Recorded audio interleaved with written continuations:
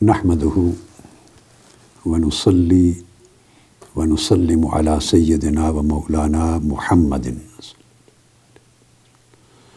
رسوله النبي الأمين المكين الحنين الكريم الرؤوف الرحيم. أما بعد، بسم الله الرحمن الرحيم. معزز سامعین و ناظرین، جملہ خواتین و حضرات اور عزیزان محترم، خاص طور پہ سماع کرنے والے علماء، اساتذہ، طلباء اور طالبات، اللہ رب العزت کی توفیق سے ہم صحیح البخاری کی حدیث نمبر 7 پر اپنی گفتگو جاری رکھے ہوئے ہیں۔ پچھلی نشست میں صحیح بخاری کے اس نسخے کا مختصر سا تعارف کروایا تھا، وہ نسخہ جو ان دروس کے دوران میرے سامنے ہے، جسے میں استعمال کر رہا ہوں۔ ایک چیز آج بتا دوں کہ یہ نسخہ جو میرے زیر استعمال ہے، آپ اس کو نوٹ کر لیں، یہ صحیح بخاری کا، اور یہ 2012 کی طباعت ہے کہ اس کی فرسٹ پرنٹنگ ہے، اور یہ چھپا ہوا ہے دار التحصیل کا، یہ اس کا مطبع ہے۔ اس لیے میں نے یہ بتا دیا تاکہ اگر بعض لوگوں کے پاس یہ نسخہ موجود ہو یا ان کو حاصل ہو سکے اور وہ اس کو اپنے زیر استعمال رکھنا چاہیں تو ان کے نالج میں ہونا چاہیے۔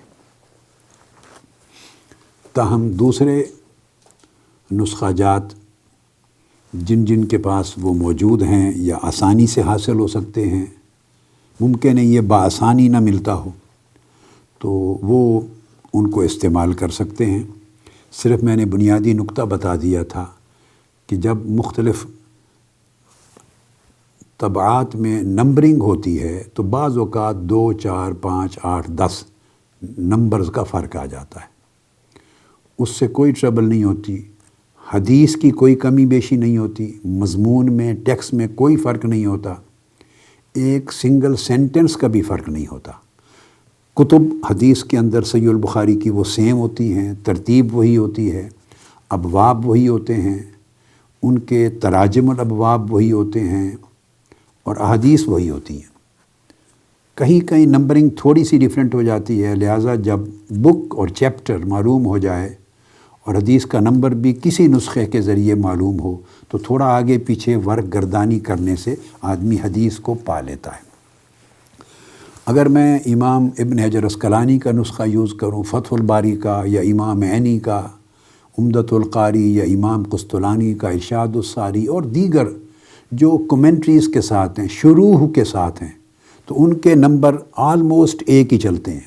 اکثر و بیشتر نسخہ جات 90% جو شرح کے ساتھ ہیں، کمنٹری کے ساتھ، ان کی نمبرنگ ایک ہوتی ہے۔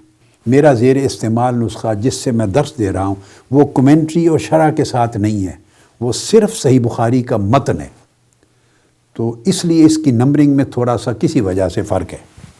پچھلی نشست میں ہم نے سوالات اور جوابات کے سلسلے کو جو قیصر روم یعنی ہرقل روم کے دربار میں ہوئے حضرت ابو سفیان سے، جو کہ اس وقت مسلمان نہیں ہوئے تھے، یہ 6 ہجری صلح حدیبیہ کے بعد کا واقعہ، تو ہم اس سوال تک پہنچے تھے کہ اس نے پوچھا، قیصر روم نے، کہ کیا ایسا ہے کہ کوئی شخص محمد عربی صلی اللہ تعالیٰ علیہ وآلہ وسلم ان کی دعوت کو قبول کر کے ان کے دین میں داخل ہو گیا ہو، اور داخل ہو جانے کے بعد اس دین کی تعلیمات سے متنفر ہو کر، بیزار ہو کر، دینی تعلیمات اور ہدایات سے کراہیت کی بنیاد پہ اسلام چھوڑ کے واپس آ گیا ہو؟ اس کا جواب دیا نہیں۔ اس مضمون کو بڑی تفصیل سے کل ہم نے پچھلی نشست میں مکمل کر لیا تھا۔ آج اس سے اگلے سوال سے اپنی گفتگو شروع کر رہے ہیں۔ پھر قیصر روم نے پوچھا، اور ابو سفیان بیان کر رہے ہیں، قالا کہ اس نے مجھ سے پوچھا، فَهَلْ كُنْتُمْ تَتَّهِمُونَهُ بِالْكَذِبِ قبل ان یقول ما قال۔ اب یہ بتاؤ کہ انہوں نے جب یہ دعوی نبوت کیا تو اس نئے میسج کو تمہارے سامنے رکھنے سے پہلے ان کی پوری زندگی گزری ہے، کیا اس سے قبل تم لوگوں نے ان پر جھوٹ کا کوئی الزام لگایا تھا؟ قلت لا، میں نے کہا کہ نہیں، ان کی پوری زندگی میں ہم میں سے کسی نے ان پر جھوٹ کا الزام نہیں لگایا تھا۔ یہ بھی توجہ طلب ہے، سوال اور جواب۔ قیصر روم نے یہ نہیں پوچھا کہ اس دعوی نبوت سے پہلے معاذ اللہ انہوں نے کبھی جھوٹ بولا تھا؟ نہیں، یہ چیز ان کویسچن ہی نہیں ہے، اس لیے کہ وہ دعوی نبوت کیا ہے اور انہوں نے اس قیصر روم کو اسلام میں داخل ہونے کی دعوت بھیجی ہے، اور اس کو پتہ ہے کہ ایک سلسلہ انبیاء ہے جو ہزاروں لاکھوں سالوں کی انسانی تاریخ میں چلا آ رہا ہے۔ اس کو یہ بھی پتہ ہے کہ اگر کوئی اللہ کا سچا نبی ہے تو وہ کبھی جھوٹ نہیں بول سکتا، اس لیے یہ چیز ان کویسچن نہیں۔ اس نے ان سے پوچھا ہے، قریش مکہ کے وفد سے اور ابو سفیان سے، یہ بتاؤ کہ اب تم اس کے دعوے کو غلط کہتے ہو، اس کو جھوٹا ثابت کرنے کی کوشش کر رہے ہو، یہ الزام جو تم اب لگا رہے ہو، کیا اس دعوی نبوت سے پہلے بھی ان کی زندگی میں تم نے یہ الزام ان پر کبھی لگایا تھا؟ اس کا جواب دیا نہیں۔ اس کا مطلب یہ ہے کہ وہ ویریفائی کر رہا ہے کہ اس دعوی نبوت سے تو تمہاری دشمنی شروع ہو گئی، تمہارا اختلاف شروع ہو گیا، تم ڈینائل پر آ گئے، ریجیکشن پر آ گئے، ان کے دعوے کو مسترد کرتے ہوئے، اور ان کی اس دعوی نبوت کے ساتھ تمہاری عداوت جب شروع ہو گئی تو تم حالت جنگ میں، ذہنی طور پہ حالت جنگ میں منتقل ہو گئے۔ اب ان کے دعوے کو رد کرنے کے لیے، لوگوں کو ان کے دین میں داخل ہونے سے روکنے کے لیے، ان کی دعوت کے پھیلاؤ کو روکنے کے لیے تم سے جو کچھ ہو سکے گا تم کہو گے، الزام لگاؤ گے، طرح طرح کے ٹائٹل انہیں غلط قسم کے دو گے، کریکٹر اسیسینیشن بھی سوسائٹیز کرتی ہیں، ہر وہ طریقہ اختیار کرو گے جس سے لوگ بیزار ہو جائیں اور قریب نہ آئیں۔ لہٰذا یہ چیز جب ایک آدمی آپ کے خلاف ایک دعوت لے کے کھڑا ہو جاتا ہے اور آپ کے مفادات کو ایک تھریٹ ہو جاتا ہے، اور آپ کے خلاف ایک نئی فکر کے ساتھ سوسائٹی میں داخل ہو جاتا ہے، جس سے آپ کے نظام کو، آپ کے مفادات کو، آپ کی سیادت اور قیادت کو، آپ کی سلطنت کو، آپ کی اجارہ داری کو، اس پورے نظام کو ایک خطرہ، ایک تھریٹ لاحق ہو جاتا ہے۔ اس وقت سوچیں بدل جاتی ہیں، زاویہ نگاہ بدل جاتا ہے، خیالات بدل جاتے ہیں، طرح طرح کے الزام تراشیاں، تہمتیں آدمی ایجاد کرتا ہے اور اس کی دعوت کو مختلف رنگ دینے کی کوشش کرتا ہے۔ لہٰذا اس حدیث کے یہ الفاظ بتاتے ہیں کہ جب دعوت آ جائے، کوئی آدمی کھڑا ہو جائے اپنا میسج لے کر سوسائٹی میں، ایک نئی تحریک کا، ایک نئے مشن کا، ایک نئے فکر کو انٹروڈیوس کروا دے، اور لوگ بڑے بڑے طاقتور مؤثر طبقات مخالف ہو جائیں، تو اس وقت وہ کیا کہتے ہیں اس کے بارے میں یہ میٹیریل ہے۔ یہ بات بڑی اہم ہے۔ ہر دور کا ایک میڈیا ہوتا ہے، ہر دور کا، نشر و اشاعت کے ہر دور میں چینل ہوتے ہیں، گوسپ کرنے والے لوگ ہوتے ہیں، ہر دور میں گپیں کرنے والے، چوکوں پہ، گلیوں پر، چوراہوں پر، گلی کوچوں میں، بازاروں میں ارد گرد بیٹھ کر اس کے بارے میں سوسائٹی میں باتیں چھوڑ دینا، یہ سب کچھ ہوتا ہے۔ آج کا دور بڑا ایڈوانس ہے، آج کے دور ٹی وی، الیکٹرانک اور پرنٹ میڈیا کا ہے، اور دیگر ذرائع پر سوشل میڈیا کا ہے۔ آج کا دور کسی کی دعوت کو مسترد کرنے اور کسی کے امیج کو خراب کرنے اور اس کی شخصیت کے تأثر کو برا اور منفی ثابت کرنے کے لیے بہت ذرائع ہیں، جن کے پاس اثر، طاقت، رسوخ اور پیسہ خرچ کرنے کا ہے اور لوگوں کو ہائر کرنے کی صلاحیت ہے۔ وہ سارے میڈیا کو نشر و اشاعت کے سارے ذرائع کو لگا دیں اگر کثرت کے ساتھ، اور اس کا کریکٹر اسیسینیشن شروع کر دیں، امیج خراب کرنا شروع کر دیں، اس کو جھوٹا مکار پتہ نہیں کیا کیا کہنا شروع کر دیں، تو بھائی ہر روز کان جو بات سنیں گے کچھ نہ کچھ تو اعتماد کریں گے نا۔ تو یہ ایک دجالی فتنہ ہوتا ہے پروپیگنڈا دشمن طاقتوں کا، اور اس کے پیچھے میکنزم، ذرائع، وسائل، ٹیکنالوجی، کوششیں، لوگ، ہائرنگ، بہت ساری چیز داخل ہوتی ہے۔ اس لیے تو آج دنیا میں اگر کسی بڑے طاقتور ملک نے چاہا کہ وہ کسی ایک ملک پر اس طرح کا الزام لگا دے کہ اس کے پاس ایسے ہتھیار تھے کہ انسانیت کو قتل کر دیتا، تو وہ کبھی ثابت نہیں ہوئے، مگر میڈیا نے ذہن اتنے بنا دیے کہ اس بات کو چیلنج ہی کوئی نہیں کرتا، پوچھتا ہی کوئی نہیں۔ اگر کسی نے میڈیا کے ذریعے یہ بات پھیلا دی کہ وہ ملک ہم پہ حملہ کرنے والا تھا اس لیے ہم نے اس کو تہس نہس کر دیا، اور میڈیا پر اس کو اتنا چرچا کر دیا جائے اس بات کا، اور بعد میں نہ کوئی حملہ ثابت ہو، نہ حملے کی نیت اور ارادہ، تو کوئی چیلنج نہیں کرتا، یعنی ذہن مسموم ہو جاتے ہیں، زہر آلودہ ہو جاتے ہیں۔ تو آج کل جس کو جتنا بے وقوف بنانا ہو، تو اتنا پاورفل میڈیا ہے پوری دنیا میں کہ وہ 24 آورز جو بات بڑی بڑی پڑھے لکھے ممالک کی اقوام وہ بلیو کرتی ہیں، ایمان لے آتی ہیں 24 گھنٹے، چونکہ سننے کو جو وہی ملتا ہے نا، اور کوئی بات اس کی کاؤنٹر میں نہیں آتی، کاؤنٹر نہیں ہوتا، ایک ہی چیز سننے کو ملتی ہے، جو چینل لگاؤ وہی چیز آپ کو ملے گی۔ تو جس نے جس ذریعے سے معلومات لینی ہے وہ وہی امیج بلڈ اپ ہو جاتا ہے جو آپ بلڈ کرنا چاہتے ہیں۔ اس طرح لوگ اپنا سودا بھی بیچتے ہیں، یہی چیز پبلسٹی ہے، یہ ایڈورٹائز کرتے ہیں لوگ، اور جس چیز کو بیچنا ہو، جو چیز بیچنی ہو اچھی یا بری، اس کو جتنا اچھا خوبصورت بنا کے آپ اس کی ایڈز دے دیں، ہر کوئی خریدنے لگ جاتا ہے۔ تو یہ پبلسٹی کا زمانہ ہے، مگر یاد رکھ لیں یہ اس وقت بھی تھا جب ٹیکنالوجی اور سوسائٹی اتنی ایڈوانسڈ نہیں تھی، چونکہ اس میں مفاد بھی ہوتے ہیں، اس میں تضاد بھی ہوتے ہیں۔ تو اس نے سوال یہ کیا، اور حدیث پاک صحیح بخاری کی اور یہ کلمات اس بات کو اسٹیبلش کرتے ہیں کہ جب اختلاف ہو جائے دو کے درمیان، تضاد واقع ہو جائے، مخالفت، عداوت، اینمیٹی شروع ہو جائے، کانفلکٹ شروع ہو جائیں، اس وقت مخالف کیا کہتا ہے اور کیا پروپیگنڈا کرتا ہے اور کیا تشہیر کرتا ہے اور کیا الزام لگاتا ہے، یہ سارا irrelevant ہو جائے گا۔ یہ میں آپ کو ایک بالکل کرائیٹیرین، ایک پتے کی بات سمجھا رہا ہوں۔ اس کے بعد جس کی مخالفت ہے وہ ہر چیز نگیٹ ہو جائے گی، irrelevant ہو جائے گی۔ حتیٰ کہ ائمہ محدثین کے ہاں تو اصول الحدیث میں، جرح و تعدیل کے قواعد میں یہ چیز متفقہ طور پہ درج ہے کتب میں ہمیشہ سے، کہ علماء میں اگر ٹسل ہو، علماء میں تو عالم کے خلاف شہادت دے تو قبول نہ کی جائے، عالم کے خلاف شہادت دے تو قبول نہ کی، اس میں رائیولری ہوتی ہے۔ بڑے بڑے زمانوں میں اکابر ائمہ محدثین، ان کے زمانوں میں یہ جرح و تعدیل کے اصول وضع ہوئے۔ اصول الحدیث کی میری ایک کتاب ہے القواعد المہمہ فی الجرح والتعدیل عند الائمہ، القواعد المہمہ، یہ عربی میں ہے، اردو ترجمہ اس کا آ جائے گا۔ اس کے اندر میں نے چیپٹرز بنایا ہیں، یہ تمام چیزیں تفصیل سے درج کی ہیں۔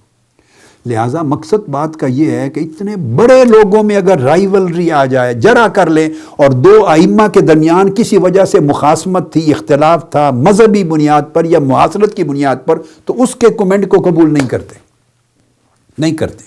اس لیے کہ وہ رائے بائسڈ ہو جاتی۔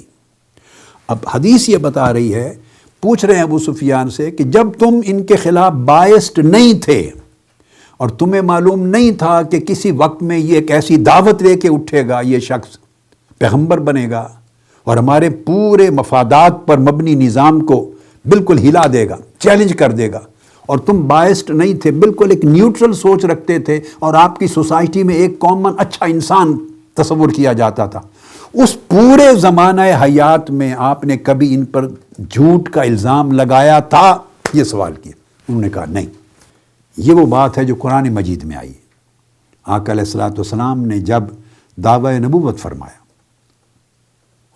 اور رسالت کا اعلان ہوا، اور کفار مشرکین قریش مکہ نے مخالفت شروع کی، ہم نہیں مانتے، طرح طرح کے الزام لگائے، تو حضور علیہ الصلوۃ والسلام نے فرمایا، جس کا ذکر قرآن مجید میں ہے، فَقَدْ لَبِثْتُ فِيكُمْ عُمْرًا مِّن قَبْلِهِ أَفَلَا تَعْقِلُونَ، کہ میں نے اعلان نبوت جو اب کیا ہے، اب میری عمر 40 برس ہے، تو قرآن مجید میں آیا کہ میں نے ایک طویل عمر تمہارے اندر گزاری ہے، تم نے میرا بچپن دیکھا ہے، لڑکپن دیکھا ہے، میری جوانی دیکھی ہے، میچور ایج دیکھی ہے، میرے دوست ہیں، میرے ساتھ معاملہ کرنے والے ہیں، کاروباری تجارتی تعلقات رکھنے والے لوگ تھے جن سے میں نے ڈیلنگ کی، ٹرانزیکشنز کی، بزنس مل کے کیا، لوگوں نے میرے ساتھ سفر کیا، حضر میں رہے، خلوت میں بیٹھے، جلوت میں بیٹھے، میری قربت میں آئے، مجھ سے دور ہوئے، ہر طرح کی ایک بھرپور زندگی میں نے گزاری ہے، اور آپ کی پوری سوسائٹی کے بے شمار لوگ ون وے اور دا ادر کسی نہ کسی صورت میں میرے ساتھ کنیکٹڈ تھے، ان کا انٹریکشن تھا۔ افلا تعقلون، میری پوری زندگی پہ نظر ڈال لو، کہیں تمہیں کوئی ڈاٹ نظر آتا ہے خرابی کا، بد اخلاقی کا، جھوٹ کا، دھوکہ دہی کا، غلط بیانی کا، جو میری سیرت کے اور میرے دعوے کی صداقت کا انکار کرنے کی دلیل بن سکے؟ تو جب میں نے 40 برس پوری زندگی میں کبھی غلط بات نہیں کی، تو اب اللہ کی دعوت پہنچاتے ہوئے، اللہ کا نام لے کر اس کی طرف منسوب کرتے ہوئے اب میں غلط بات کیوں کروں گا، جھوٹ کیوں بولوں گا؟ تو آقا علیہ السلام نے قبل بعثت زندگی کے پورے 40 برس کو اپنی بعثت یعنی اپنے دعوی نبوت اور رسالت کی صداقت کی دلیل بنایا۔ پہلی زندگی جب دعوی نبوت نہیں کیا تھا، اس کی سچائی کو دعوی رسالت و نبوت کی سچائی کی دلیل بنایا، بنیاد بنایا۔ یہ اس حدیث کے اس سوال و جواب کے اندر بیسک راز ہے۔ لہٰذا جو چیز انسان کی اپنی زندگی اور سیرت، پوری زندگی وہ ٹیسٹمنی ہے، وہ اس کے دعوے کی اچھائی برائی کے لیے ایک معیار اور دلیل بنتا ہے۔ اس سے ایک یہ بات بھی اسٹیبلش ہوتی ہے کہ بات کہنے سے پہلے اپنی سچائی اپنے عمل، اپنی سیرت اور اپنے کردار کے ذریعے ظاہر اور ثابت کرنی چاہیے، اسی بات کا اثر زیادہ ہوتا ہے، اس بات کو پذیرائی ملتی ہے جو کہنے سے پہلے آپ کے کرنے میں موجود تھی، تاکہ قول اور فعل میں مطابقت دکھائی دے۔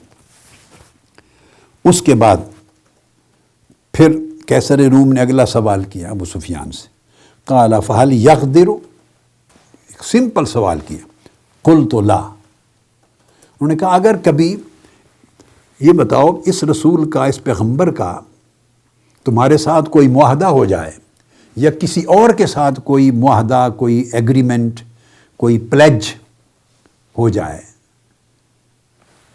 تو فہل یقدر، کیا عہد شکنی کرتا ہے، کیا وعدہ خلافی کرتا ہے؟ عہد کر کے کوئی ٹریٹی، کوئی کووننٹ، کوئی ایگریمنٹ، کوئی پلیج، کوئی کمٹمنٹ کر کے کیا اس سے پھرتا ہے، اپنے عہد کو توڑتا ہے؟ میں نے کہا نہیں، کبھی نہیں توڑتا۔ یہاں پر ابو سفیان نے ایک جملہ بولا، انہوں نے کہا قلت لا، نہیں، کبھی عہد شکنی نہیں کرتے، کبھی دھوکہ دہی نہیں کرتے، عہد توڑتے نہیں ہیں کر کے، جو عہد جو زبان کر لیتے ہیں اس پر قائم رہتے، پورا کرتے۔ آگے کہا وَنَحْنُ مِنْهُ فِي مُدَّةٍ لَا نَدْرِي مَا هُوَ فَاعِلٌ فِيهَا، کہتے ہیں آگے میں نے ایک جملہ بول دیا اور میں نے بڑی کوشش کی، اس کے سوا کوئی اور جملہ میرے منہ سے نکل نہیں سکا، کوئی اور کلمہ میں داخل نہیں کر سکا، یا مختلف بات آگے میں اس موقع پر کچھ اور نہیں کہہ سکا۔ میں وہ چاہتا تھا کہ یوں تو میں اپنا کیس ہارتا چلا جا رہا ہوں، جو سوال مجھ سے قیصر روم پوچھ رہا ہے اور میں ہر جواب چونکہ سچائی پر مبنی دے رہا ہوں، میرے پیچھے 30 لوگ کھڑے ہیں کہ اگر میں نے ایک بات بھی غلط کر دی تو وہ اشارہ کر دیں گے تو میرا سر اڑا دے گا۔ تو اس طرح تو میں سچ بولتے ہوئے اس پیغمبر کے کیس کو اسٹیبلش کر رہا ہوں۔ تو یہاں تھوڑی سی انہوں نے کی کہ ہاں کبھی وعدہ خلافی نہیں کی، عہد شکنی نہیں کی، مگر اب ہم ان کے ساتھ ایک معاہدے کے پیریڈ میں ہیں، ایک معاہدے کے زمانے میں ہیں، وہ جو معاہدہ صلح حدیبیہ کا ہوا تھا، جو 10 سال کے لیے جو ٹریٹی آف پیس ہوا تھا، معاہدہ امن، کہ اس میں اب جنگ نہیں ہوگی۔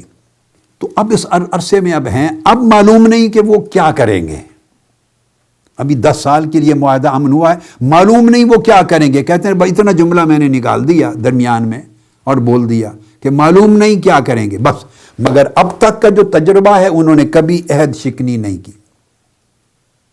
اب حضور نبی اکرم صلی اللہ علیہ وسلم نے ایک اعلیٰ نمونہ پیش کیا ہے اپنے کردار کا، انڈیویجول لائف میں جب کسی سے کمٹ کرو، والدین کے لیے اگر اولاد سے کوئی وعدہ کر لیں، مزاح میں بھی کریں تو وعدہ وعدہ ہوتا ہے.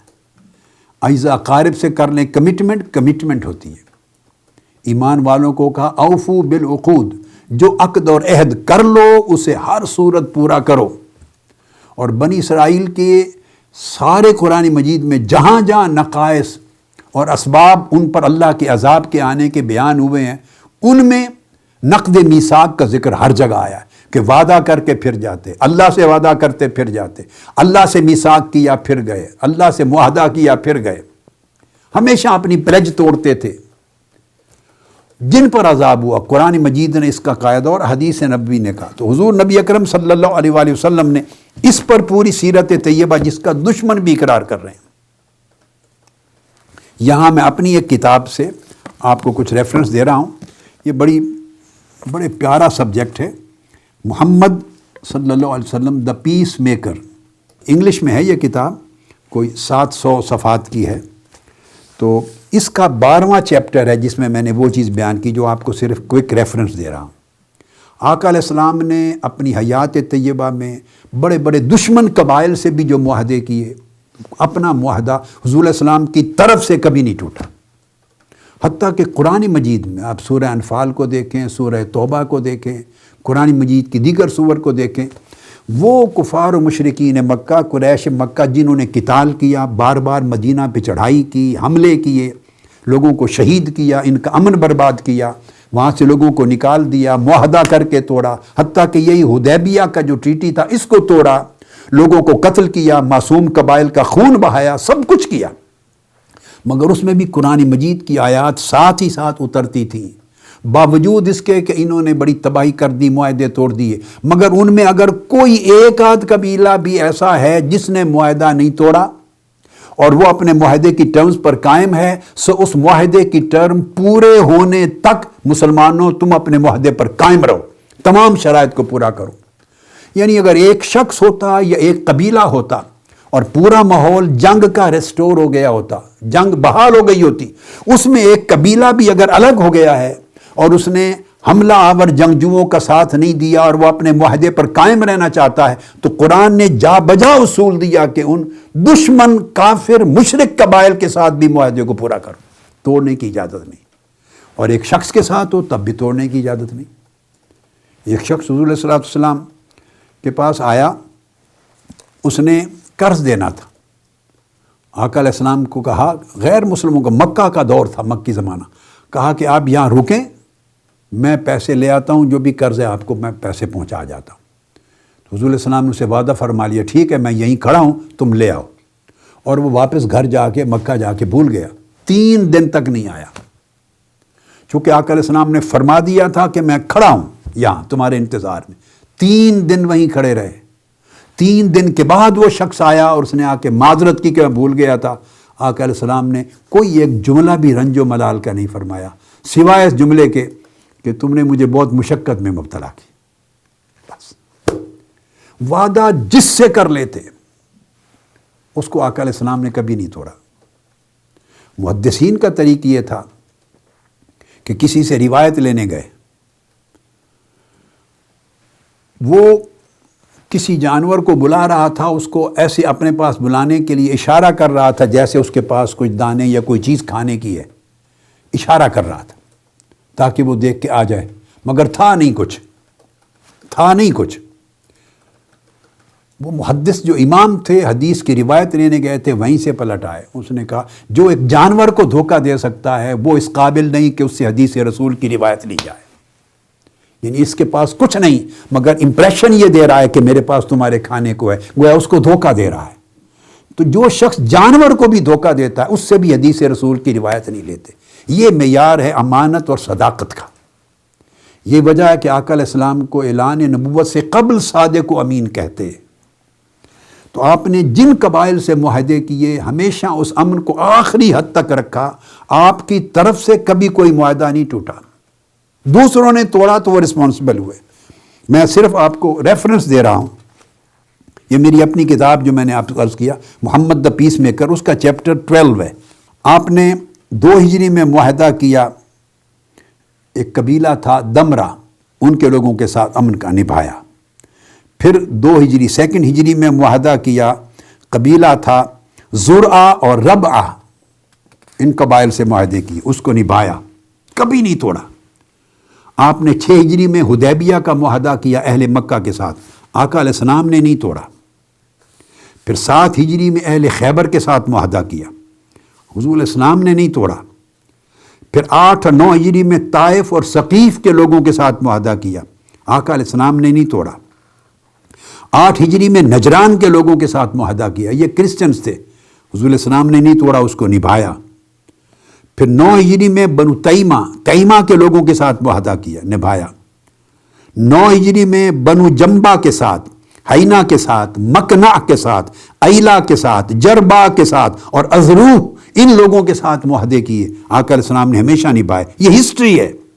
پھر ساؤتھ اینڈ ایسٹ عربیہ کے قبائل کے ساتھ معاہدے کیے 9 ہجری میں، ہمیشہ نبھائے۔ پھر ڈیفرنٹ جو قبائل تھے گرد و نواح، ان کے ساتھ یکے بعد دیگر معاہدات، ٹریٹیز کی، پیس کی، نبھائیں۔ بنو خشخاش کے ساتھ معاہدہ کیا، نبھایا۔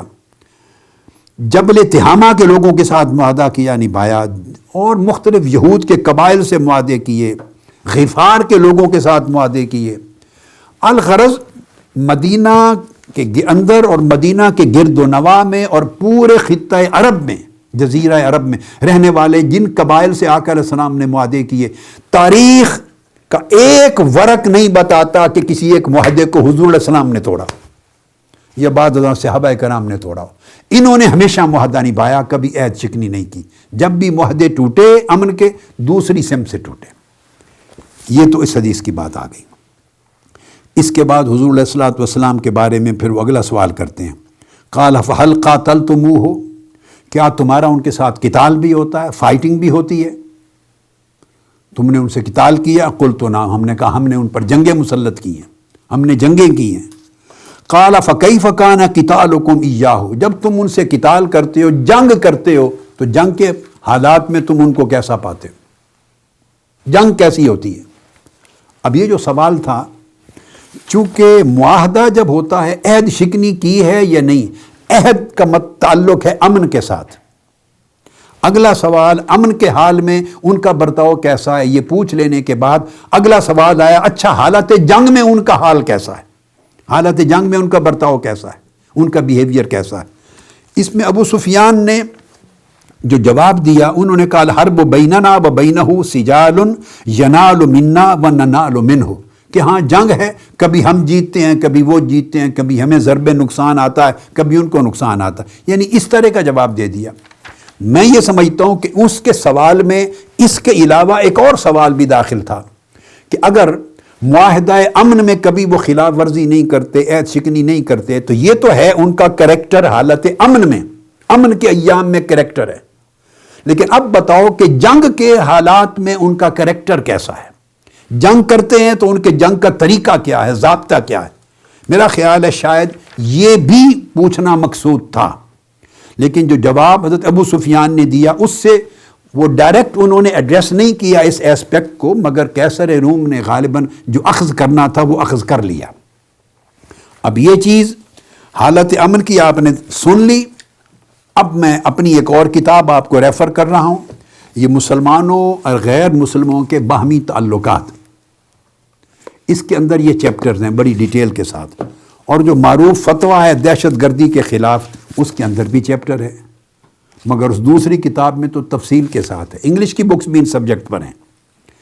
تو دوران جنگ آقا علیہ السلام کا کریکٹر وہ معلوم کرنا چاہتا ہے کہ حالت امن میں تو ٹھیک ہے، وہ کبھی عہد شکنی کرنے والے اور زیادتی کرنے والے نہیں ہیں، مگر جب جنگ چھڑ جائے تو جنگ کے دوران اپنے مخالفوں دشمنوں سے ان کی ڈیلنگ کیسی ہے، تو وہ حالت جنگ میں آقا علیہ السلام کی ڈیلنگ سن لیں۔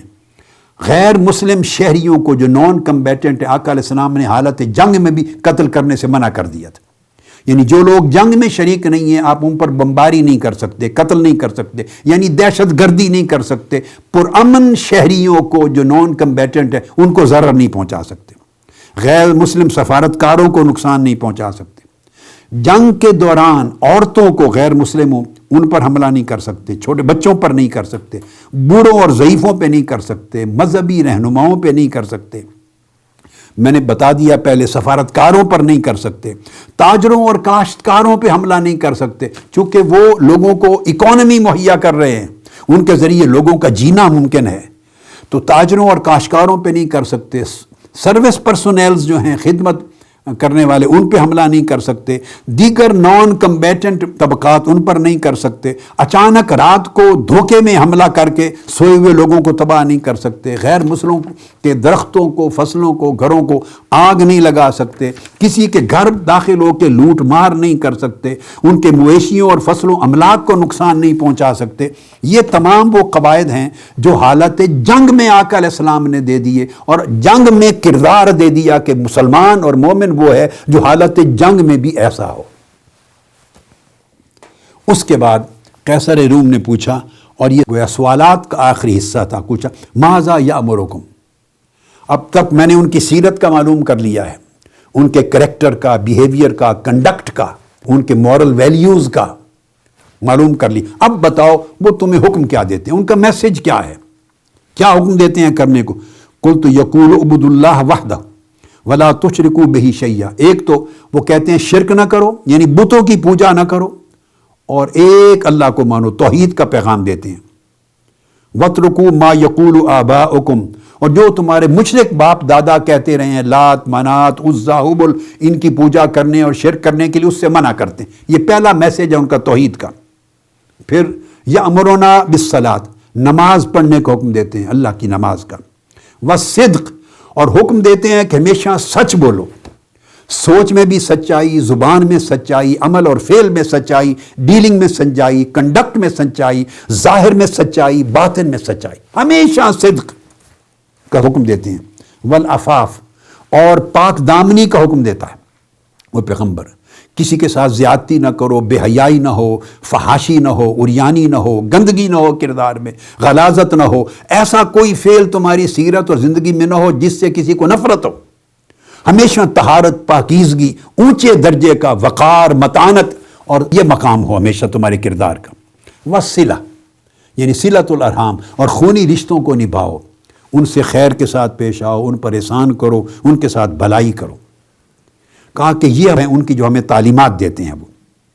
اب اس کے بعد قیصر روم نے اس پورے سوالات اور جوابات کے سیشن کو کنکلوڈ کیا، ختم کر کے سوالات، اب اپنا اس نے فائنل ورڈکٹ دیا۔ پہلے انالیسس کیا، انالیسس کرتے ہوئے اس نے وہ تمام سوالات کو دہرایا اور ابو سفیان کے دیے ہوئے جوابات کو دہرایا، اور جوابات دہرا کر پھر اس میں چند نقطے جو میں اس وقت کوٹ کرنا چاہتا ہوں، باقی تو وہ چیزیں ہیں جو پہلے بیان ہو چکی ہیں۔ ایک ایک اس کا سوال بیان کیا کہ میں نے تم سے یہ پوچھا اور تم نے یہ کہا، انبیاء ایسے ہی ہوتے ہیں۔ میں نے تم سے یہ پوچھا، تم نے جواب میں یہ کہا، انبیاء اور رسول ایسے ہی ہوتے ہیں۔ میں نے تم سے پھر یہ سوال کیا، تم نے یہ جواب دیا، سو انبیاء اور رسول ایسے ہی ہوتے ہیں۔ وہ اس طرح ہر چیز کو اب ویریفائی کرتا چلا گیا، ٹیسٹیفائی کرتا چلا گیا۔ انبیاء اور رسول کی تاریخ کے مطابق آقا علیہ السلام کی سیرت طیبہ کو سامنے رکھ کر ان کے جوابات کی روشنی میں آقا کی نبوت اور رسالت کے حق اور سچ ہونے کو اسٹیبلش کرتا چلا گیا۔ اس کے اندر اس نے یہ کہا، میں نے تم سے پوچھا کہ تمہارا ان پر یہ الزام تو نہیں تھا کہ جھوٹ بولتا ہے پہلے، تم نے کہا نہیں، مطلب یہ تھا کہ جو لوگوں سے جھوٹ نہیں بولتا وہ اللہ کے بارے میں جھوٹ کیسے بول سکتا ہے۔ آگے یہ کہا اسے، فقد اعرف انہ لم یکن لیظہر الکذب علی الناس ویکذب علی اللہ، جو لوگوں کے ساتھ گفتگو کرتے ہوئے جھوٹ نہیں بولتا تو وہ اللہ کے ساتھ، اللہ کے معاملے میں جھوٹ کیسے بول سکتا ہے۔ ایک یہ نقطہ بڑا خوب بیان کیا۔ پھر اس طرح وہ بتاتے رہے کہ انبیاء کی پیروی کمزور کرتے رہے ہیں، اور یہ کہ کوئی لوگ جو داخل ہوتے ہیں متنفر ہو کے واپس نہیں آتے، انبیاء کی دعوت اتنی ہی پیاری ہوتی ہے، رفتہ رفتہ بڑھ رہے ہیں، ایمان اسی طرح گریجولی بڑھتا ہے حتیٰ کہ اپنے مقام پر جا پہنچتا ہے، اور ایمان کی جو بشاشت ہے اور لذت و حلاوت دلوں سے جب مختلط مل جاتی ہے تو پھر بندہ متنفر نہیں ہوتا۔ میرے پوچھنے پر تم نے کہا کبھی عہد شکنی نہیں کی، انبیاء ایسے ہی ہوتے ہیں، کبھی عہد شکنی نہیں کرتے، اور یہ ساری تعلیمات تم نے بیان کی کہ وہ یہ دیتا ہے۔ اس نے کہا سن لو، فَإِنْ كَانَ مَا تَقُولُ حَقًّا، ابو سفیان اور اے لشکر قریش، جو کچھ تم نے کہا ہے میرے سوالات کے جواب میں، اگر یہ سب کچھ حق ہے، فَسَيَمْلِكُ مَوْضِعَ قَدَمَيَّ هَاتَيْنِ، تو سن لو جہاں میں بیٹھا ہوں، سلطنت روم، رومن امپائر، اس جگہ تک ان قریب ان کی سلطنت پہنچ جائے گی۔ وہ دنیا کو فتح کریں گے اور ان کا جو پیغام حق ہے وہ ہر جگہ چھا جائے گا، اور یہ رومن امپائر تک جہاں میں بیٹھا ہوں یہ بھی ان کی سلطنت میں آ جائے گا۔ اور پھر اس نے کہا وَقَدْ كُنْتُ أَعْلَمُ أَنَّهُ خَارِجٌ، مجھے علم تھا کہ ایسا پیغمبر ابھی مبعوث ہونے والا ہے، کیونکہ ہماری کتابوں میں ہے۔ اور اس دربار میں ان کے رہبان اور ان کے احبار اور ان کے بڑے بڑے نامور علماء بھی کھڑے تھے، جو ہر وقت صبح و شام کتابیں پڑھ کے پرانے انبیاء کی بتاتے تھے، جو بھی تعلیمات ان کے پاس رہ گئی تھی، اور وہ بتاتے تھے کہ ایک پیغمبر اس شان کے ساتھ آنے والے۔ اس نے کہا مجھے علم تھا کہ ایک پیغمبر عنقریب آنے والے ہیں۔ لم اکن اظن انہ منکم، مگر یہ اندازہ نہیں تھا کہ وہ تم میں مبعوث ہوں گے۔ آپ کو یاد ہے میں نے ایک نشست میں کہا تھا، ان کو یقین تھا کہ پیغمبر آخر الزماں آئیں گے، مگر وہ ایکسپیکٹ کر رہے تھے کہ بنی اسرائیل میں سے آئیں گے۔ اس نے کہا یہ گمان نہیں تھا کہ اے عرب، تم بنو اسماعیل ہو نا عرب کے، تم میں سے آ جائیں گے، یہ اندازہ نہیں تھا۔ اس نے کہا فلو انی اعلم انی اخلص الیہ لتجشمت لقاءہ، اگر میرے لیے ممکن ہوا، اب کیسر روم کہہ رہا ہے ہرقل، اگر میرے لیے ممکن ہوا اور مشقتیں اٹھا کر بھی ان کے پاس پہنچنا اگر پاسبل ہوا، تو میں اس کا دیدار کرنے کے لیے جاؤں گا، ان کی زیارت کے لیے پہنچوں گا۔ وَلَوْ كُنْتُ عِنْدَهُ لَغَسَلْتُ عَنْ قَدَمِهِ، اور خدا کی قسم اگر میں ان کے پاس پہنچنے کے قابل ہو سکا تو میں اپنے ہاتھوں سے ان کے قدم دھوؤں گا، پانی سے ان کے قدم دھو کے پیوں گا، اگر میرے لیے پاسبل ہوا۔ یعنی آقا علیہ السلام کی سیرت طیبہ کا یہ انالیسس دیکھ کر، وہ جو بادشاہ تھا رومن امپائر کا، پورے کانسٹینٹینوپل اور پورے رومن امپائر کا ہیڈ تھا، اس نے یہ تبصرہ کیا اور اس کا دل بدل بھی گیا۔ بعد ازاں پھر ہمس میں آگے چل کے، مگر اس نے لوگوں کو دیکھا کہ وہاں تو آہ و بکا شروع ہو گئی، اس کے احبار اور رہبان انہوں نے رونا اور چیخنا شروع کر دیا، ایک ہنگامہ آرائی ہو گئی۔ اس نے پھر سب کو بھیج دیا، بعد میں ایک دن پھر اپنے دربار میں جمع کیا، دروازے بند کر دیے اور انہیں کنونس کرنے کی کوشش کی کہ دل بدل چکا تھا۔ اس نے کہا اگر چاہتے ہو کہ تمہاری سلطنت اور سرزمین بچ جائے اور خیر ہو تو تم اس اللہ کے نبی پر ایمان لے آؤ، ان کا کلمہ پڑھ لو۔ انہیں کنونس کرنے کی کوشش کی، مگر پھر ایک ہنگامہ کھڑا ہو گیا، بہت بڑا ہنگامہ، ایک مخالفت ہوئی، عداوت ہوئی، ایک طرح کی بغاوت کا ماحول بن گیا۔ جب اس نے دیکھا کہ میری اپنی سلطنت میرے پاؤں سے نکل رہی ہے اور یہ کسی قیمت پہ نہ خود ایمان لانے پہ تیار ہیں نہ مجھے ایمان لانے دیں گے، تو اینڈ پر اس نے پھر یہ کہا کہ نہیں، میں نے تو دراصل تمہیں آزمانے کے لیے بات کی تھی کہ تم اپنے دین پر کتنے پختہ ہو، اگر میں اس طریقے سے تمہیں کہوں تو کیا پھسل تو نہیں جاؤ گے اور اسلام قبول تو نہیں کر لو گے؟ تو بڑی اچھی بات ہے، تم اپنے قائم اور دائم ہو۔ بس اس طرح اس نے جان چھوڑائی۔ اینڈ کیا ہوا کہ سلطنت پہ بیٹھے ہوئے اسے ادراک اور معرفت ہو گئی تھی کہ سچے رسول ہیں، ان کی دعوت صحیح ہے اور یہی پیغمبر آخر الزماں ہیں۔ ایمان لانے کی ایفرٹ بھی کی، لوگوں کو کنونس کرنے کی بھی کوشش کی، مگر جب دیکھا بغاوت ہو جائے گی، اور بغاوت کا مطلب کیا ہے؟ میری سلطنت چلی جائے گی، میرا تخت چلا جائے گا، میری حکومت چلی جائے گی، تو پھر پردہ ڈال کے کسی طریقے سے حکمت سے جان چھوڑائی اور ایمان نہیں لایا۔ یہاں سے اس حدیث نبوی سے جو آخری بات معلوم ہوتی ہے وہ یہ کہ بعض اوقات حق آشکار ہو جاتا ہے کئی لوگوں پر، ان کی دل کی آنکھ پہچان لیتی ہے، روشنی کی شعائیں، سچائی کی، حق کی، صداقت کی، ٹروتھفل میسج کی جو روشنی ہے، اس کی شعائیں، ریز دل تک پہنچ جاتی ہیں، اندر روشنی پہنچ جاتی ہے، احساس ہو جاتا ہے کہ یہ سچ ہے، اور آدمی کا جی بھی کرتا ہے، طبیعت بھی مائل ہوتی ہے کہ میں سچ کو مان لوں، مگر مفادات آڑے آ جاتے ہیں۔ یہ صحیح بخاری کی 7ویں حدیث سب سے بڑی دلیل ہے۔ اس نے ہر ممکن ایفرٹ کی، یعنی حدیث کے لفظ اس نے کہا کہ میں اگر ان تک پہنچ گیا تو ان کے قدم دھو دھو کے پیوں گا وہ پانی، اور لاکھوں جتن کر کے بھی ان کی بارگاہ میں پہنچ سکا تو پہنچوں گا دیدار کرنے کے لیے اور ان کے قدم دھوؤں گا، اور پھر کنونس کرنے کی کوشش کی کہ ایمان لے آؤ، اس میں خیر ہے سب کی۔ مگر جب دیکھا کہ بغاوت ہو رہی ہے، اب سلطنت جا رہی ہے، تو ادھر وہ ایک ادراک تھا، سچائی کا ادراک، آقا علیہ السلام کی صداقت کا ادراک، اس نور نبوت کی شعاؤں کا تھوڑا تھوڑا ادراک ہو گیا تھا. چونکہ پھر اس مجلس کے بعد اس نے پھر حضرت دہیہ کلبی کو بلایا اور کہا کہ اب پڑھ کے سناؤ کہ خط کیا بھیجا ہے میری طرف.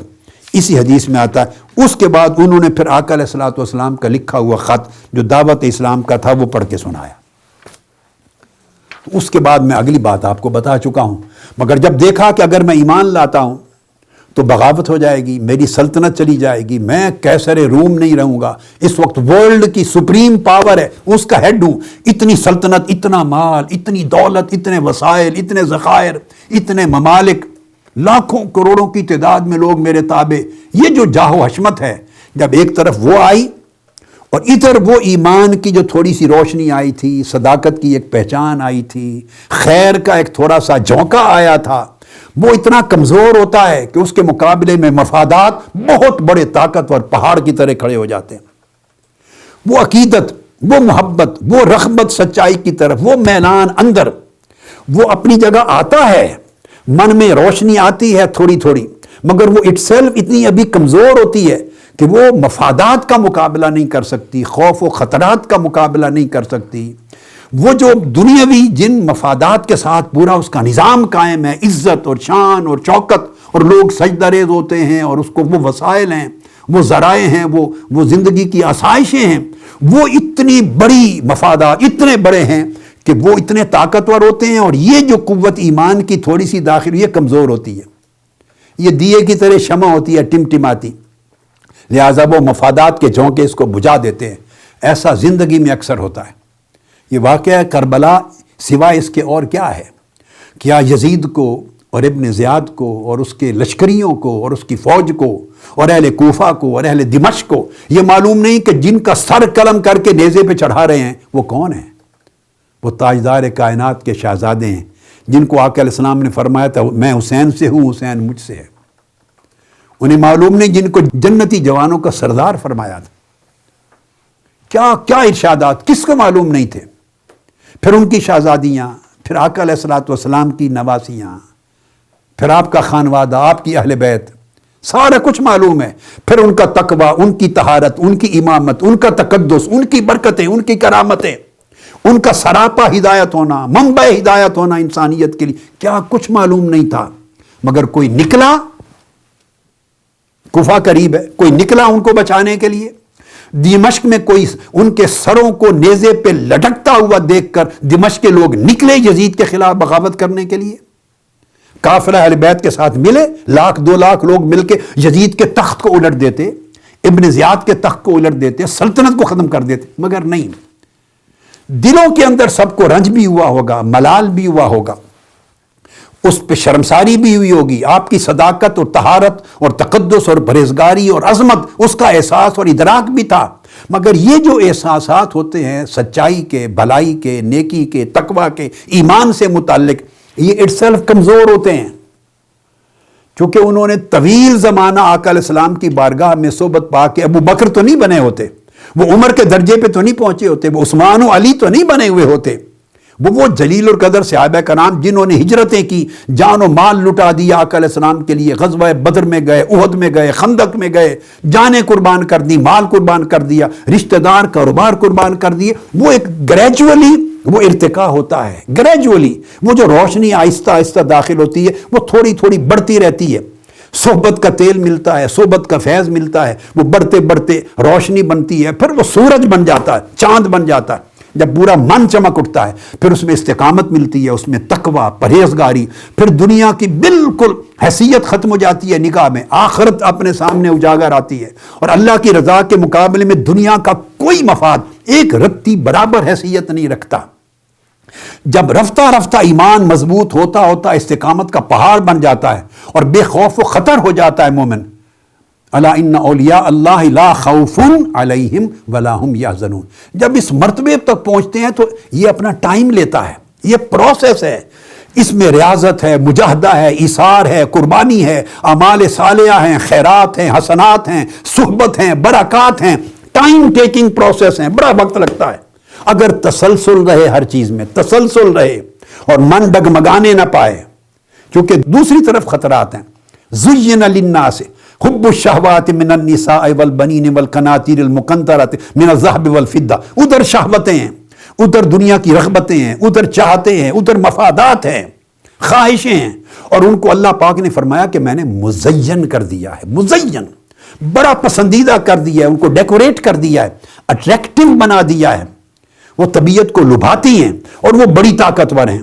پھر ان کے پیچھے شیطان کی بھی طاقت ہے، اس بدبخت کی، پھر نفس کی بھی طاقت ہے، پھر دنیا کی چکا چوند کی بھی طاقت ہے، تو وہ پہاڑ ہیں، فولادی قوتیں ہیں جو لرزا دیتے ہیں انسان کے ایمان کی کیفیت کو۔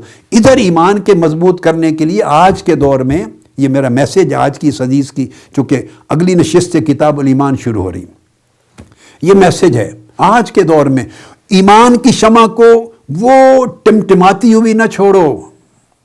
ہم لوگ اسی پر اکتفا کر لیتے ہیں، مطمئن ہو جاتے ہیں، نماز پڑھنے کی توفیق ہے، مطمئن ہو جاتے ہیں، شاید بڑا دین مضبوط ہو گیا ہمارا، روزہ رکھ لیا اطمینان ہو جاتا ہے، حج عمرہ کر لیا اطمینان ہو جاتا ہے۔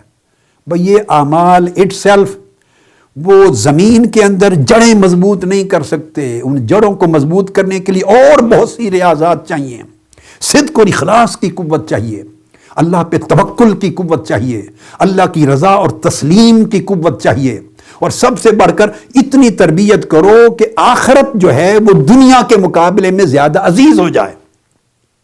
جب دنیا اور آخرت، اول تو کیفیت یہ ہے کہ دنیا اونچی ہے، اس کی رغبت، اس کی شہوت، اس کی خواہش اونچی، اور دنیا کے بینیفٹس ہیں، دنیا کی فیسیلیٹیز ہیں، دنیا کے پلیئرز ہیں، دنیا کی کمفرٹس ہیں، یہ ساری چیزیں ہیں، اور یہ نفس کو، طبیعت کو لبھاتی ہیں۔ یہ جب ساری جمع ہوتی ہیں، ادھر ایمان ہوتا ہے، ایمان آپ کو وہ کمفرٹ تو نہیں دے رہا ابھی، ایمان آپ کو بڑا گھر نہیں دے رہا، بڑی کار نہیں دے رہا، ایمان بڑا کاروبار نہیں دے رہا آپ کو، ایمان اور تقوی اور صالحیت آپ کو وہ سہولتیں، وہ مراعات، وہ مفادات، وہ آسائشیں وہ نہیں مہیا کر رہا، بلکہ وہ تو مشقتیں لا رہا ہے، ابھی نیند کم کر رہا ہے، اٹھا رہا ہے، جگا رہا ہے، سجدے کروا رہا ہے، ٹھنڈے پانی سے وضو کروا رہا ہے، روزے رکھوا رہا ہے، ایمان طاعت کی راہ پہ مشقت کروا رہا ہے، اللہ کی رضا کے لیے دنیا کی کئی چیزیں قربان کروا رہا ہے، ایمان تو ایثار پہ لے کے چل رہا ہے، اس میں تو سیکریفائسز ہو رہی ہیں، لہذا اس کو بڑی دیر تک مالی بن کے ایمان کے پودے کو پالیں، جیسے مالی ایک بیج بوتا ہے، پھر ایک چھوٹا سا پلانٹ ہوتا ہے، اگتا ہے، دیکھیے وہ اس کو کیمیکلز بھی دیتا ہے، کھاد بھی دیتا ہے، پانی بھی دیتا ہے، دھوپ بھی پہنچاتا ہے، زیادہ ہوا جھونکوں سے بچاتا بھی ہے، ہوا دیتا بھی ہے، حفاظت کرتا ہے، ہر روز اس کو لک آفٹر کرتا ہے، جیسے ماں بچے کو گود میں پالتی ہے، اس طرح مالی پلانٹ کو پالتا ایک سٹیج آتی ہے جب وہ توانا درخت بن جاتا ہے، بہت بڑا طاقتور، جس کا بڑا سٹیم ہے، بڑا تنا اور اونچا درخت بن جاتا ہے، اس پوزیشن پہ جب پہنچتا ہے تو پھر چھوٹی موٹی چیزیں، حوادث اس کو نقصان نہیں پہنچاتے، وہ ان اٹ سیلف بڑا مضبوط ہو جاتا ہے۔ ایمان جب تک وہ توانا درخت نہ بن جائے کہ چھوٹے موٹے جھونکے اس کو ہلا نہ سکیں، اس کو متذبذب نہ کر سکیں، متزلزل نہ کر سکیں، اس وقت تک مالی بن کے ایمان کو پالنا پڑتا ہے، اس کی اعمال صالحہ سے پرورش کرنی پڑتی ہے، اخلاق حسنہ سے پرورش کرنی پڑتی ہے۔ جتنی صالحات ہیں، جتنی حسنات ہیں، جتنی نیکیاں ہیں، جتنی اچھائیاں ہیں، صدق ہے، اخلاص ہے، محبت ہے، زہد ہے، ورع ہے، تقوی ہے، لوگوں سے معاملات کی اچھائی ہے، سچ بولنا ہے، جھوٹ سے پرہیز ہے، غیبت سے پرہیز، چغلی، یہ غیبت، جھوٹ، یہ دیمک ہے، جیسے دیمک لگتی ہے اور چیزیں ختم ہو جاتی ہیں، جیسے جڑ کو کوئی چیز ختم کر دی، یہ ساری چیزیں ایمان کی جڑ کو ختم کر دیتی ہیں، ایمان کے پودے کو مرجھا کے ختم کر دیتی ہیں۔ یہ جو ہر روزانہ کے معاملات میں ہماری خرابیاں ہیں، اس سے ہوتا کیا؟ ایمان کا پودا جو ہے وہ درخت نہیں بن پاتا۔ تو جب تک ایمان اتنا طاقتور مضبوط نہ ہو جائے اور وہ پہاڑوں سے بھی زیادہ مضبوط نہ بن جائے، اس وقت تک اس کو محفوظ کر کے پالنا پڑتا ہے۔ جب وہ درجہ آ جائے تب بھی بندے کو بھروسہ اللہ کی رحمت ہی پہ کرنا چاہیے، اللہ کی مدد و نصرت ہی پہ کرنا چاہیے، اپنے اعمال پر نہیں۔ آقا علیہ الصلوۃ والسلام نے اعمال صالحہ اور ایمان کے اتنے بلند مقامات پر پہنچ جانے والے صحابہ کرام سے فرمایا کہ اللہ کی عزت کی قسم، تم میں کوئی شخص اپنے اعمال کی بنیاد پر جنت میں نہیں جائے گا۔ صحابہ کرام نے پوچھا یا رسول اللہ کیا آپ بھی؟ فرمایا ہاں میں بھی۔ فرمایا تو کیسے جائیں گے؟ فرمایا صرف اللہ کی رحمت سے، اللہ جس پہ رحم فرمائے گا. یعنی آخری مرحلے تک بھروسہ اللہ کی رحمت پہ رکھنا ہوتا ہے. بندے کی نیت، بندے کا عمل، بندے کا اخلاص، کوئی شے نہیں کہ اس پر بھروسہ کیا جائے. یہ تو خود بھروسے کے محتاج ہیں. اللہ کے توکل، بھروسے، مدد و نصرت کے محتاج ہیں. مدد ہوگی تو نیت اچھی رہے گی، مدد ہوگی تو عمل خالص رہے گا، مدد ہوگی تو خیر میں اضافہ ہوگا. ہر لمحے پر اللہ کی مدد چاہیے. اس لیے فرمایا جب قرآن مجید بھی پڑھو، اب قرآن اللہ کا کلام ہے، اللہ کی کتاب ہے، سارا نور ہی نور ہے اور اللہ کا میسج ہے. اس سے زیادہ بابرکت چیز، ایمان کی حفاظت کرنے والی چیز اور کیا ہو سکتی؟ فرمایا جب قرآن پڑھو فاستعذ باللہ، تو شیطان سے پناہ مانگا کرو. قرآن جب پڑھو تو کہو اعوذ باللہ من الشیطان الرجیم، اے اللہ میں اس مردود شیطان سے پناہ مانگتا ہوں، تیری پناہ مانگتا ہوں، اس سے محفوظ کر. یعنی قرآن پڑھتے ہوئے بھی آپ شیطان کے حملے سے نہیں بچ سکتے، تو قرآن پڑھتے ہوئے بھی اللہ کی پناہ اور مدد مانگو. یہ پوزیشن ایمان کی ہے. آپ سمجھ لیں، ایمان کے ہر سٹیپ پر، ہر قدم پر، ہر مرحلے پر اللہ کی مدد چاہیے. تو اس طرح محافظ بن کر، مالی بن کر ایمان کو مضبوط کرو، اور اتنا مضبوط کرو کہ وہ پھر دنیا کی جو شہوتیں، رغبتیں، چاہتیں، محبتیں اور آرام، مفادات ہیں، یہ کمزور ہو جائیں اور ایمان زیادہ طاقتور ہو جائے. اور جب طاقتور ہو جائے تب بھی اللہ کی رحمت پہ بھروسہ رکھو. یہ صورت ہے. آج کا زمانہ تو ایسا ہے کہ اس کی ضرورت پہلے سے ہزارہا گنا زیادہ ہو گئی ہے، چونکہ کفر یا کفر کے رجحانات یا کفر کے جو اثرات ہوتے ہیں اور میلانات ہوتے ہیں یا اس کے جو خصوصیات ہوتی ہیں، وہ چھن چھن کر آج انسان کے اندر بہت تیزی سے اتر رہی ہیں، ہر طرف سے. اور ایمان کمزور سے کمزور تر ہوتا جا رہا ہے، اور اسے کمزور کرنے کے لیے بہت سے فورسز ہیں اور عوامل ہیں اور فیکٹرز ہیں، مگر اس کو توانائی دینے، ایمان کو مضبوط کرنے کے عوامل بہت کم ہو گئے. لہٰذا اس کی حفاظت مالی بن کے کرنی ہے ایمان کی. اللہ رب العزت ہمیں اس کی توفیق عطا فرمائے، اور حدیث نبوی کی برکت سے ہمیں اپنا ایمان مضبوط، توانا اور مستحکم کرنے کی توفیق سے مرحمت فرمائے. والسلام علیکم ورحمۃ اللہ وبرکاتہ.